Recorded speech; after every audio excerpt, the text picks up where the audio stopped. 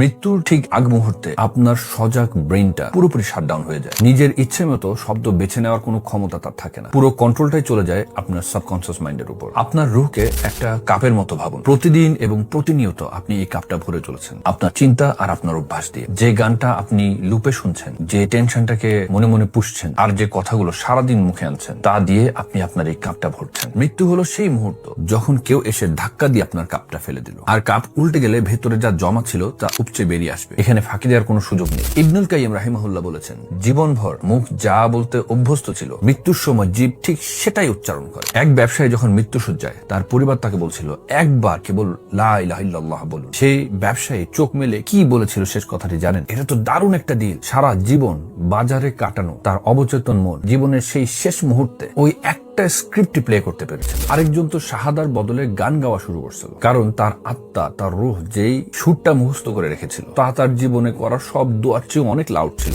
আপনার অবচেতন মন এটা রেকর্ড করছে না যে আপনি কোনো এক রমজানে হঠাৎ করে কতটা ভালো সেজেছেন, সে রেকর্ড করছে কোনো এক সাধারণ বৃহস্পতিবারে রাত 1টার সময় আপনি কি করছিলেন, যখন কেউ আসলে আপনাকে দেখছে না। আপনার ঠিক সেই গোপন রূপটাই শেষ কথাটা বল। আজ রাতে যদি আপনার রূহকে উপর করে দেওয়া হয়, পুরোপুরি খালি করে দেওয়া হয়, তাহলে কি ভেতর থেকে জিকির বের হয়ে আসবে নাকি অন্য কিছু? আপনার শেষ কথাগুলো কি হবে তা বেছে নেওয়ার সুযোগ আপনি শেষ মুহূর্তে পাবেন। আপনি সেগুলো বেছে নিচ্ছেন ঠিক এই মুহূর্তে। প্রতি রাতে আপনি যখন জিকির নিয়ে ঘুমাতে যান, আপনি আসলে আপনার শেষ দৃশ্যটার রিহার্সাল করছেন। আর প্রতি রাতে যখন আপনি স্ক্রল করতে করতে ঘুমান, আপনি কিন্তু সম্পূর্ণ ডিফারেন্ট একটা এন্ডিং এর রিহার্সাল করছেন। রাসূলুল্লাহ সাল্লাল্লাহু আলাইহি ওয়াসাল্লাম বলেছেন, যার শেষ কথা হবে লা ইলাহা ইল্লাল্লাহ, সে জান্নাতে প্রবেশ করবে। আজ রাতে ঘুমাবার আগে এটা বলুন, আওয়াজ করে বলুন, ধীরে ধীরে বলুন। আপনার কাপটাকে ট্রেন করুন।